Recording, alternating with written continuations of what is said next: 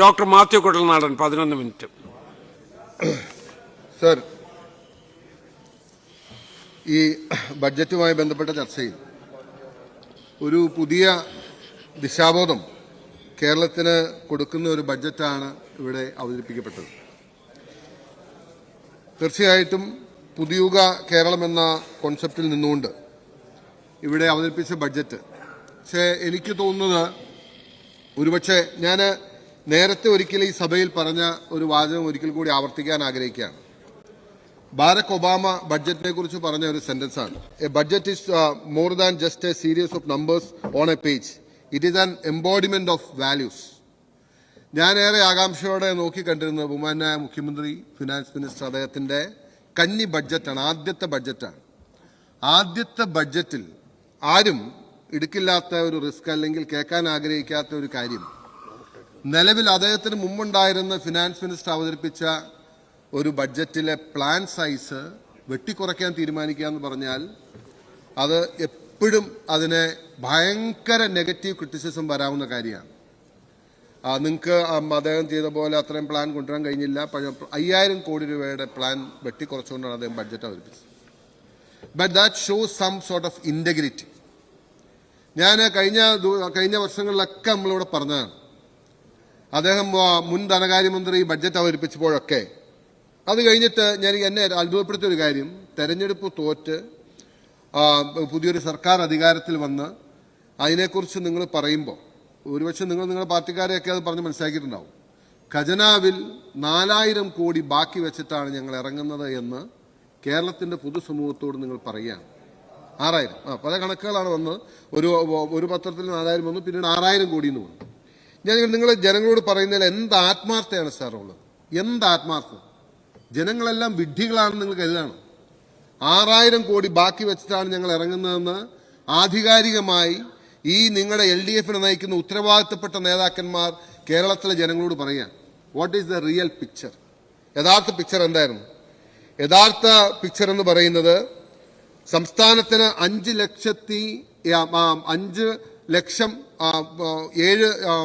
5 കോടി 7 ലക്ഷം രൂപയുടെ കടം വരുത്തി വെച്ചിട്ടാണ് 5,07 ക്രോർസ് 5,07 ക്രോർസിന്റെ ടോട്ടൽ ഡെപ്റ്റ് ഉണ്ടാക്കി വെച്ചിട്ടാണ് ഇറങ്ങിപ്പോകുന്നത്. Number 1. Number 2, lakh crores, 5,07 lakh crores. അത് കഴിഞ്ഞിട്ട് ദ ഇമ്മീഡിയറ്റ് ലയബിലിറ്റീസ് എന്ന് വെച്ചാൽ ഏറ്റവും അടിയന്തരമായി കൊടുത്തു തീർക്കേണ്ടത് 87,012 കോടി രൂപ. DA അരിയേഴ്സ് 21,670, DR അരിയേഴ്സ് അതായത് പെൻഷൻകാർക്കുള്ള 14,387, ബാങ്കിനും മറ്റ് കോൺട്രാക്ടേഴ്സിനും ബില്ല് ഡിസ്കൗണ്ടിന്റെ പേര് 3,431, ഡെഫേർഡ് ഒബ്ലിഗേഷൻസ് 9,245, കിഫ്ബിയുടെ റീപേയ്മെന്റ് 21,000 കോടിയും പെൻഷൻ ബോർഡിന്റെ 17,000 കോടി അടക്കം the immediate liabilities is at 87,012 crores. എന്നിട്ട് ഒരു മടിയുമില്ലാതെ കേരളത്തിലെ ജനങ്ങളോട് പറയാണ് ഖജനാവിൽ 6000 കോടി ഞങ്ങൾ ബാക്കി വെച്ചേക്കാണ്. ഇതായിരുന്നു നിങ്ങളുടെ ഈ കാലപത്രമുള്ള സമീപനം. ഇനിയിപ്പോൾ ഇവിടുന്ന് UDF ഇവിടെ നിന്നാണ് തുടങ്ങേണ്ടത്. ഈ ഒരു റിയാലിറ്റി ജനങ്ങളോട് പറയാതിരുന്നിട്ട് കാര്യമില്ല. ഇവിടെ നിന്ന് വേണം ഞങ്ങൾക്ക് സ്റ്റാർട്ട് ചെയ്യാൻ. ഇനി നമ്മളിപ്പോൾ ഇതിൻ്റെ ഒരു സ്ഥിതി പരിശോധിച്ചാൽ അങ്ങനെ വന്നപ്പോഴാണ് മുൻ ധനകാര്യമന്ത്രി 35,750 കോടി രൂപയുടെ ബഡ്ജറ്റ് പ്രൊജക്ഷൻ ഇതിനു മുമ്പ് വെച്ചത്. ഞാൻ നേരത്തെ വായിച്ചതില്ലേ, ഒരു ധനകാര്യമന്ത്രി എന്ന് പറയുന്നത് ഒരു സംസ്ഥാനത്തിന്റെ കണക്കപ്പിള്ളയെ പോലെയാണ്. കണക്കപ്പിള്ള കള്ളം പറയാൻ തുടങ്ങിയാൽ പിന്നെ നമ്മൾ എവിടെ എത്തത്തില്ല. എന്നെ അത്ഭുതപ്പെടുത്തിയ ഒരു കാര്യം, അദ്ദേഹം കഴിഞ്ഞ തവണ ആ ബഡ്ജറ്റിൽ പ്രൊജക്റ്റ് ചെയ്ത എമൗണ്ട് എന്ന് പറയുന്നത് കേന്ദ്ര സർക്കാരിൽ നിന്നും സഹായം കിട്ടാൻ പോകുന്നത് 20,000 ക്രോറിൽ 20,000 കോടിയോളം രൂപ കിട്ടുമെന്ന് അദ്ദേഹം കണക്കൂട്ടി. എങ്ങനെയാണെന്നറിയാം? അതായത് GST കോമ്പൻസേഷൻ 5 വർഷത്തേക്ക് ഉണ്ടായിരുന്നു. ഇത് ലളിതമായി ഞങ്ങളുടെ മുഖ്യമന്ത്രി പറഞ്ഞ് മനസ്സിലാക്കിയ പോലെ മനസ്സിലാക്കാനാണെങ്കിൽ, ഒരു കടക്കാരൻ കട നടത്തിക്കൊണ്ടിരിക്കുക, അതിൻ്റെ മുമ്പിൽ കൊണ്ടൊരു വെയിറ്റിംഗ് ഷെഡ് വെച്ചപ്പോൾ അവൻ്റെ കടയിലെ കച്ചവടം അഫക്റ്റഡായി. അപ്പോൾ അവനോട് പറഞ്ഞു, നിന്റെ കച്ചവടം റെഡിയായി വരുന്നവരെ നീ നിന്റെ കടയൊക്കെ മാറ്റി പണിത് റെഡിയാക്കി കച്ചവടം നടക്കാൻ പാടില്ല, പക്ഷെ വരുന്ന 5 വർഷത്തേക്ക് നിനക്ക് 10,000 രൂപ ഓരോ വർഷവും 50,000 രൂപ നിനക്ക് തരും എന്ന് പറഞ്ഞിട്ടുണ്ട്. അപ്പോൾ ആ കടക്കാരൻ്റെ വരുമാനം എല്ലാ വർഷവും 10,000 രൂപ വെച്ച് കിട്ടുന്നുണ്ട്. 5 വർഷവും 10,000 മേടിച്ച് 10,000 കൂടുതൽ, സത്യം പറഞ്ഞാൽ 50,000 കൂടുതൽ കിട്ടി എന്നുള്ളതാണ് സത്യം. അതവിടെ നിൽക്കട്ടെ. ഈ 50,000 കിട്ടിക്കഴിഞ്ഞിട്ട് 6ാമത്തെ കൊല്ലം ആ കടക്കാരൻ പറയാണ്, അപ്പം എൻ്റെ വരുമാനത്തിൽ 10,000 കൂടി ഉണ്ട് എന്ന് പറഞ്ഞ് കൂട്ടി പറഞ്ഞ പോലെയാണ് അദ്ദേഹം സെൻട്രൽ കോമ്പൻസേഷൻ, ഈ GST കോമ്പൻസേഷൻ അതേപടി അടുത്ത വർഷവും കിട്ടുമെന്ന് പറഞ്ഞ് പ്രൊജക്റ്റ് ചെയ്തു. ബേസിക്സ് ആണ്. ഐ ഡോണ്ട് നോ എന്തിനാണ് ഈ ബേസിക്സ് ഒക്കെ മാറ്റി പറഞ്ഞ് ഇങ്ങനെ പ്രൊജക്റ്റ് ചെയ്ത് പറയുന്നത്. അങ്ങനെ കിട്ടാത്ത പൈസയെക്കുറിച്ച് പറഞ്ഞ് റവന്യൂ ഡെഫിസിറ്റ് ഗ്രാന്റ് കിട്ടുമെന്ന് പറഞ്ഞ് ഒരു 35,000 പ്ലാൻ അവതരിപ്പിച്ചു. നമുക്ക് എവിടെ എത്തിക്കാൻ പറ്റില്ല. കഴിഞ്ഞ 5 വർഷത്തെ നിങ്ങളുടെ ബഡ്ജറ്റ് പ്രൊജക്ഷൻസ് എല്ലാം റിവൈസ്ഡും ആക്ച്വൽസും പുസ്തകത്തിൽ വരില്ലേ? അന്നേരം ഇതുപോലൊരു ചർച്ചയില്ലെന്നേ ഉള്ളൂ. ഈ ബഡ്ജറ്റ് അവതരിപ്പിക്കുന്ന സമയത്ത് മാത്രമേ ചർച്ചയുള്ളൂ. നിങ്ങൾ ഈ ബഡ്ജറ്റിനെ കുറിച്ച് പറയുമ്പോൾ കഴിഞ്ഞ ബഡ്ജറ്റിൽ നിങ്ങൾക്ക് ആക്ച്വലി അച്ചീവ് ചെയ്യാൻ പറ്റിയ കാര്യങ്ങളെ കുറിച്ച് നമ്മൾ പറയണം. അന്നേരമാണ് നമുക്കിത് മനസ്സിലാവുക. അപ്പോൾ നമ്മുടെ കേരളത്തിൻ്റെ ഒരു പൊതു ചിത്രം എന്ന് വെച്ച് കഴിഞ്ഞാൽ റവന്യൂ റെസിപ്റ്റ്സിന്റെ മൊത്തം നമ്മുടെ വരുമാനത്തിന്റെ 72% കമ്മിറ്റഡ് എക്സ്പെൻഡിച്ചറാണ്. ആ കമ്മിറ്റഡ് എക്സ്പെൻഡിച്ചർ കഴിഞ്ഞ് നമ്മൾ ക്യാപിറ്റൽ ഔട്ട്ലേ എന്ന് പറഞ്ഞ് സംസ്ഥാനത്തിന്റെ വികസനത്തിന് വേണ്ടി ചെലവാക്കുന്ന പണം എന്ന് പറയുന്നത് നമ്മുടെ മൊത്ത വരുമാനത്തിന്റെ, അതായത് ഒരു സംസ്ഥാനത്തിന്റെ GSDPയുടെ കേവലം 1.2% ആണ്. 1.2%, 1.2%. ഇന്ത്യയിലെ തന്നെ ഏറ്റവും താഴെ നിൽക്കുന്ന അവസ്ഥയാണ്. ഇന്ത്യയിലെ മറ്റ് സംസ്ഥാനങ്ങളുടെ ശരാശരി ആവറേജ് ദാറ്റ്സ് അബൌട്ട് 3%. 3% മുകളിൽ ശരാശരി സംസ്ഥാനങ്ങളെല്ലാം നിൽക്കുമ്പോൾ നമ്മൾ 1.2. ഇതാണ് നമ്മുടെ അവസ്ഥ. ഇനി ഇവിടെ നിന്ന് വേണം നമുക്ക് ഒന്നൊന്നുണ്ടാക്കാൻ. കേരളത്തിന്റെ ഇനിയിപ്പോൾ ടാക്സിന്റെ നിങ്ങളുടെ മാനേജ്മെന്റ് എങ്ങനെയാണ് നോക്കുക? ടാക്സിന്റെ മാനേജ്മെന്റ് പരിശോധിച്ചാൽ അറിയാം, നാഷണൽ ആവറേജിനേക്കാളും താഴെയാണ്. GSDPയുടെ എമൗണ്ടിന്റെ ഒരു 6.4% മാത്രമാണ് ടാക്സ് ആയിട്ട് വരുന്നത്. 6.4% ആണ് ടാക്സ് കളക്ഷൻ പറ്റുന്നുള്ളൂ. ഛത്തീസ്ഗഡിലും തെലങ്കാനയിലും ഒക്കെ അത് 8%. ഒരു സംസ്ഥാനത്ത് പോയി എടുത്തു പറഞ്ഞല്ല. അപ്പോൾ വി ആർ ഫാർ ബിലോ. അതെന്തുകൊണ്ടാണ്? അത് ടാക്സ് അഡ്മിനിസ്ട്രേഷന്റെ പ്രോബ്ലമാണ്. കിട്ടാനുള്ള പൈസ പിരിച്ചെടുക്കാൻ കഴിയുന്നുണ്ടായിരുന്നില്ല. സ്വാഭാവികമായിട്ടും അതുപോലുള്ള മിസ്മാനേജ്മെന്റും കാര്യങ്ങളും ഒക്കെ ഉണ്ടായിരുന്നു. അപ്പോൾ ആ ടാക്സ് കളക്ഷന്റെ പ്രശ്നം ഉണ്ടായിരുന്നു. അപ്പോൾ ഇവിടെ നിന്ന് വേണം നമുക്ക് തുടങ്ങാൻ. സർ, ഞാൻ അങ്ങേ അപ്രീഷിയേറ്റ് ചെയ്യുന്ന മറ്റൊരു കാര്യം, ഈ പ്രയാസങ്ങൾക്കിടയിലെല്ലാം ഒരു തെരഞ്ഞെടുപ്പിൽ ജനങ്ങളോട് പറഞ്ഞ വാഗ്ദാനം നടപ്പിലാക്കുന്നതിന്റെ ഭാഗമായി ആദ്യ ക്യാബിനറ്റിൽ ഇന്ദിരാ ഗ്യാരണ്ടി നടപ്പിലാക്കാൻ തീരുമാനിച്ചു.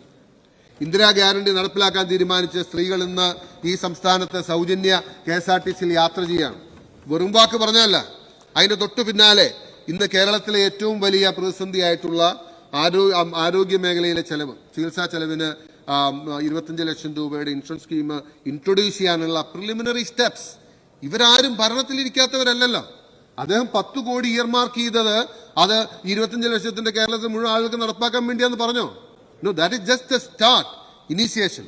പിന്നെ ഞാൻ പറയാൻ ആഗ്രഹിക്കുന്ന ഒരു കാര്യം, പിന്നെ എനിക്ക് ഏറ്റവും പ്രതീക്ഷ തോന്നിയ ഒരു കാര്യം, അംഗൻവാടി ടീച്ചർമാരുടെ, ആശാ വർക്കർമാരുടെ, പാചക തൊഴിലാളികളുടെ, ഏറ്റവും അടിസ്ഥാന വർഗ്ഗങ്ങൾ എന്ന് പറയുന്ന സർക്കാരിന്റെ ഏറ്റവും താഴെ തട്ടി നിൽക്കുന്നവരുടെ എല്ലാവരുടെയും ശമ്പളത്തിൽ വർധന വരുത്തുകയും, ആ കൂട്ടത്തിൽ എനിക്കൊരു കാര്യം ആഡ് ചെയ്യാനുള്ളത്, സത്യത്തിൽ നമ്മുടെ അത് cutting across the party lines നമ്മുടെ പഞ്ചായത്ത് മെമ്പർമാരും വളരെ കമ്മിറ്റഡായി താഴെ തട്ടിൽ വർക്ക് ചെയ്യുന്നവരാണ്. അവരുടെ കാര്യം കൂടി ഒന്ന് പരിഗണിക്കാൻ കഴിയുമെങ്കിൽ വളരെ നല്ലൊരു കാര്യം. കാരണം അത് അവർ അത്രയും ഇന്നത്തെ കാലത്ത് പഞ്ചായത്ത് മെമ്പർ എന്ന് പറയുന്നത് അവരേറ്റവും താഴെ തട്ടിൽ എല്ലാ പ്രശ്നങ്ങളും ഇടപെട്ട് നിന്നൊരു സർക്കാരിന്റെ ചാലശക്തിയായി പ്രവർത്തിക്കുന്നവരാണ്. അവരുടെ ഭാഗത്ത് നിന്ന് അങ്ങനെ റിക്വസ്റ്റ് വന്നിട്ടുണ്ട്. പിന്നെ ഒരു കാര്യം ഞാൻ അങ്ങയോട് റിക്വസ്റ്റ് ചെയ്യുന്നത്, എന്ത് പ്രയാസം സഹിച്ചിട്ടാണെങ്കിലും ഈ സർക്കാർ കഴിഞ്ഞ കാലങ്ങളിലെല്ലാം മുടക്കിയ ക്യാൻസർ രോഗികളുടെ 1000 രൂപ കൊടുത്തിരുന്ന ഒരു പദ്ധതി ഉണ്ടായിരുന്നു. എൻ്റെ അടുത്ത് ക്യാൻസർ രോഗിയായിട്ടുള്ള ഒരാൾ വന്ന് ആദ്യമായി ഞാൻ ജയിച്ച 2ാമത് സർക്കാർ അധികാരത്തിൽ വന്നപ്പോൾ ബഹുമാന മുഖ്യമന്ത്രിയോട് പറയണമെന്ന് പറഞ്ഞ് എന്നോട് പറഞ്ഞയച്ചാണ്. ഞാൻ അദ്ദേഹത്തോട് പറഞ്ഞു, ഞാൻ നിയമസഭയിൽ അത് പറയും. ഈ ക്യാൻസർ രോഗികൾക്ക് കൊടുത്തിരുന്ന 1000 രൂപയുടെ ധനസഹായം, അതിന് ഒരുപാട് കുടിശ്ശിക അവർക്കും കൊടുക്കാണ്ട് കഴിയുമെങ്കിൽ അത് കൊടുക്കുന്നത് പരിഗണിക്കണമെന്നുള്ളതാണ് എനിക്ക് പറയാം. പിന്നെ 2ാമത് വലിയൊരു പ്രതീക്ഷ നൽകുന്നൊരു പ്രസ്താവന അവസാനം ഉണ്ടായത്, ഈ സംസ്ഥാനത്ത് ജില്ലകളെയും താലൂക്കുകളെയും ഒക്കെ പുതിയതായി കൊണ്ടുവരാൻ ശ്രമിക്കും. എനിക്ക് തോന്നുന്നു ഒരുപക്ഷെ മൂവാറ്റുപുഴയെ സംബന്ധിച്ച് ഏറ്റവും പ്രതീക്ഷ നൽകുന്ന ഒരു കാര്യമാണ്.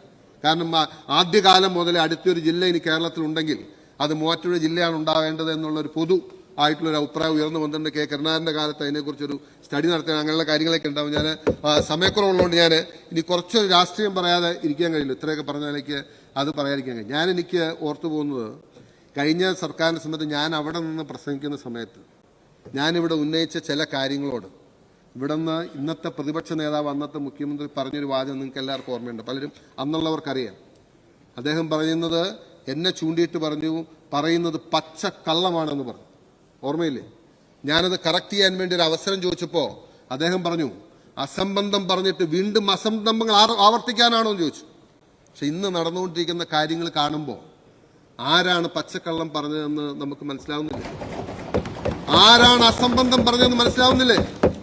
കൈകൾ ശുദ്ധമാണെന്ന് 14 വട്ടം നിയമസഭയെ നോക്കി പറഞ്ഞ ആളുകൾ, ഞാൻ പറഞ്ഞതാണ് തെറ്റ്, മടിയിൽ കനമില്ല, പച്ചക്കള്ളമാണെന്ന് ആവർത്തിച്ച് പറഞ്ഞവർ. ഇന്ന് ഞാൻ അതിനെക്കുറിച്ച് കൂടുതൽ പറയാൻ ആഗ്രഹിക്കുന്നത് സാർ, സ്വാഭാവികമാണ്. പിന്നെ ഞാനൊരു കാര്യം, അത് പറയാതെ പോകാൻ പറ്റില്ലാത്തതുകൊണ്ടാണ് ഞാൻ പറഞ്ഞത്. That's over, leave it. ഇനി കഴിഞ്ഞ നാളുകളിൽ ഈ സർക്കാർ വന്നതിന് ശേഷം 2 ആരോപണങ്ങളാണ്, അല്ലെങ്കിൽ 2 വിമർശനങ്ങളാണ് കട്ടിയായി പ്രതിപക്ഷത്തിന്റെ ഭാഗത്ത് നിന്ന് വന്നത്. അതെന്നെ അത്ഭുതപ്പെടുത്തിയ ഒരു കാര്യം, അതിനൊന്ന് ലീഡ് ചെയ്തത് ബഹുമാനായ മുഖ്യമന്ത്രി, അല്ലെങ്കിൽ മുൻ മുഖ്യമന്ത്രിയും പ്രതിപക്ഷ നേതാവായ പിണറായി വിജയനാണ്.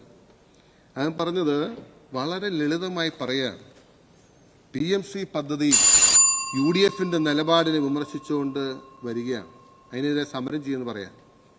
ഞാൻ നിങ്ങൾ എങ്ങനെയാണ് കേരളത്തിലെ ജനങ്ങളോട് നിങ്ങൾക്ക് ഈ വിഷയം പറയാൻ കഴിയുക? എങ്ങനെയാണ് നിങ്ങൾക്ക് പറയാൻ കഴിയുക? കാരണം നമുക്കറിയാം, RSSന്റെ പ്രഖ്യാപിതമായ അജണ്ടയാണ് ഈ രാജ്യത്തെ ഒരു മതരാഷ്ട്രമാക്കി മാറ്റണമെന്നുണ്ടെങ്കിൽ അടിസ്ഥാനപരമായി ക്യാച്ച് ദം യങ് പറഞ്ഞ മാതിരി മനസ്സുറയ്ക്കുന്നതിന് മുമ്പ്, മസ്തിഷ്കം ഉറയ്ക്കുന്നതിന് മുമ്പ് കുട്ടികളിലേക്ക് മതചിന്ത കടത്തിവിട്ട് അവരെ നമുക്ക് ഒരു കാലത്തും തിരിച്ചു കൊണ്ടുവരാൻ കഴിയാത്ത രീതിയിലേക്ക് ഈ രാജ്യത്തെ മാറ്റാൻ ആഗ്രഹിക്കുന്ന RSSന്റെ പെറ്റ് പ്രോജക്റ്റ് ആയിരുന്നു സർ PMC എന്ന് പറയുന്നത്. നിങ്ങളിരുന്ന ക്യാബിനറ്റിൽ വന്നപ്പോ നിങ്ങളുടെ സഹപ്രവർത്തകർ തന്നെ നിങ്ങളോട് ചൂണ്ടിക്കാണിച്ചതല്ലേ, ഇത് ചെയ്യരുത്, ഇതരുത്, ഇത് അപകടമാണ്, ഇത് അബദ്ധമാണ്, അല്ലെങ്കിൽ ഇത് ഈ സംസ്ഥാനത്തിന്റെ മതേതര സ്വഭാവം തകർക്കുമെന്ന് പറഞ്ഞു. 1 വട്ടം മാറ്റിവെച്ചു, 2 വട്ടം മാറ്റിവെച്ചു, 3ാമത്തെ വട്ടം മാറ്റിവെച്ചു. Cake, wait, relax, I will yield കുഴപ്പമില്ല. എന്നിട്ട് ചെവി അറിയാതെ ഇരുട്ടിന്റെ മറവിൽ RSSന്റെ താല്പര്യങ്ങൾക്ക് വഴങ്ങി PMC കേരളത്തിൽ നടപ്പിലാക്കാൻ ഒപ്പിട്ട അതേ അന്നത്തെ മുഖ്യമന്ത്രി, ഇന്നത്തെ പ്രതിപക്ഷ നേതാവ് ഞങ്ങളെ ചൂണ്ടി പറയുകയാണ് PMC നടപ്പിലാക്കുമെന്ന്. ഞാൻ ചോദിക്കട്ടെ, നിങ്ങൾക്ക് ഒരു വിരൽ ഞങ്ങളുടെ നേരെ ചൂണ്ടുമ്പോ PMCയിലെ 4 വിരലും നിങ്ങളുടെ നേരെ നിൽക്കുകയാണ്. നിങ്ങൾ ഓർത്തോളണം. ഞാൻ പറയുന്നത് ഇടതുപക്ഷ ജനാധിപത്യ മുന്നണിയെ കുറിച്ച്, അല്ലെങ്കിൽ CPMനെ കുറിച്ച്. പ്ലീസ് റിലാക്സ്, ഇപ്പൊ സമയമായില്ലോ, ഇപ്പൊ തുടങ്ങിയല്ലോ ഉള്ളൂ, നിൽക്കല്ലോ, സമയം തരാണ്. നിങ്ങൾക്കും പറയാനുള്ള അവസരം ഉണ്ടല്ലോ, നിങ്ങൾക്കും പറയാനുള്ള. ഈ കേരളത്തിലേക്ക് ആദ്യമായി RSS അജണ്ട കൊണ്ടുവന്ന ആരാണ് സർ? ആദ്യമായി കൊണ്ടുവന്ന ആരാണ്? ഇരുട്ടത്ത് പോയി PMC ഒപ്പിട്ട കോൺഗ്രസ്. ഇരുട്ടത്ത് പോയി ആരും അറിയാതെ, ഇവിടെ ഇരിക്കുന്ന കൂടെ ഇരിക്കുന്ന മന്ത്രിമാരറിയാതെ, മന്ത്രിസഭ അറിയാതെ ആരാണ്? ഇന്ന് നിങ്ങളൊക്കെ PMCയുടെ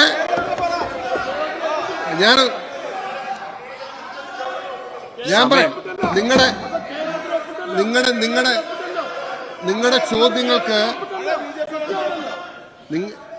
നിങ്ങളുടെ ചോദ്യങ്ങൾക്ക് മറുപടി പറയാം. ശാന്തമായി ചോദിച്ചാൽ മതി, ഞാൻ മറുപടി പറയാം.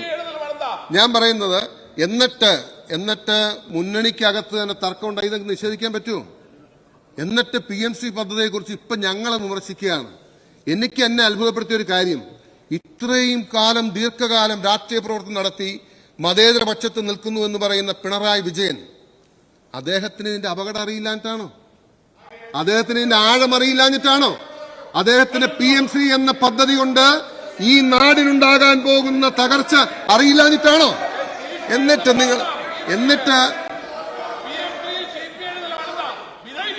ഞാൻ ഒരു സമയമുണ്ടല്ലോ, സമയം നിങ്ങൾക്ക് പറയാനുള്ള അവസരമുണ്ടല്ലോ, നിങ്ങൾക്ക് അന്നേരം പറയാൻ എന്തിനാണ് ബഹളം കൂട്ടുന്നത്? ഇത് പണ്ടിങ്ങനെയായിരുന്നു സാർ. ഇവരോട് ബഹളം വെച്ച് പ്രസംഗം ഇല്ലാതാക്കുന്ന, കഴിഞ്ഞ വട്ടം ഒരുപാട് വട്ടം എന്റെ പ്രസംഗം തടസ്സപ്പെടുത്തി പ്രസംഗം പൂർത്തീകരിച്ചില്ല. അത് മാത്രമല്ല, ഇവിടെ എന്താണ് മൈക്ക് ഓഫ് ചെയ്യില്ലായിരിക്കും, അങ്ങായതുകൊണ്ട് മൈക്ക് ഓഫ് ചെയ്യില്ലാന്ന് ഞാൻ പ്രതീക്ഷിക്കുകയാണ്. പണ്ട് ഇതുപോലെ ബഹളം വെച്ച് അവസാനിപ്പിക്കുകയാണ്.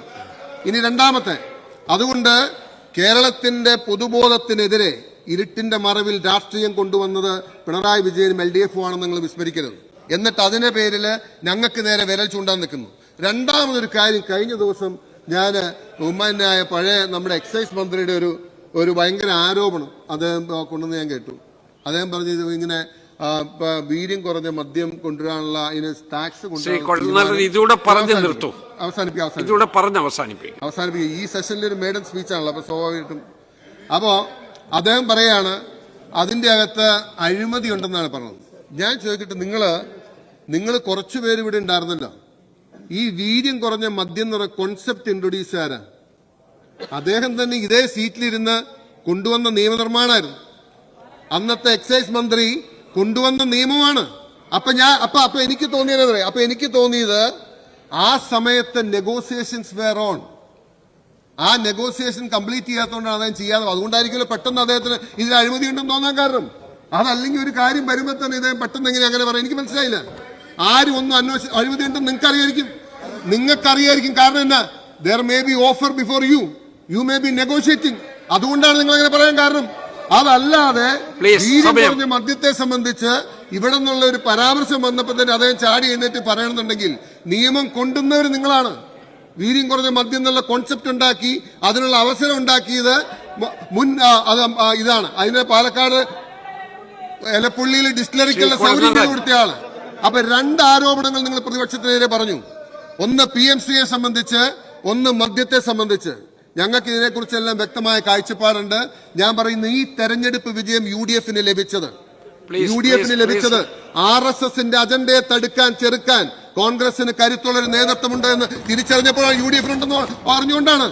നിങ്ങളെ കൈവിട്ടത് ആരൊക്കെയാണെന്ന് നോക്കണം. ഒരുപക്ഷെ മതേതര വിശ്വാസികളായിട്ടുള്ള ഇടതുപക്ഷക്കാരടക്കം നിങ്ങളെ കൈവിട്ടു. കാരണം എന്താ? നിങ്ങളുടെ അജണ്ട ഇതാണെന്ന് മനസ്സിലായി. അതുകൊണ്ട് ഞങ്ങൾ ഇതിനെല്ലാം അവധാനതയോട് കൈകാര്യം ചെയ്യും. ഇത് തുടങ്ങിയിട്ടുള്ളൂ. പക്ഷെ നിങ്ങൾ ഒരുപാട് പ്രതീക്ഷിക്കരുത്. കാരണം സംസ്ഥാനത്തിന്റെ അവസ്ഥ ഈ ഗതിയിൽ എത്തിച്ചിട്ടാണ് നിങ്ങളുടെ നേതാക്കന്മാർ ഇറങ്ങിയിരിക്കുന്നത് മനസ്സിലാക്കുക. ബാക്കി കാര്യങ്ങൾ പിന്നാലെ ചർച്ച ചെയ്യാൻ ധാരാളം കാര്യങ്ങളുണ്ട്. Anyway, thank you for listening.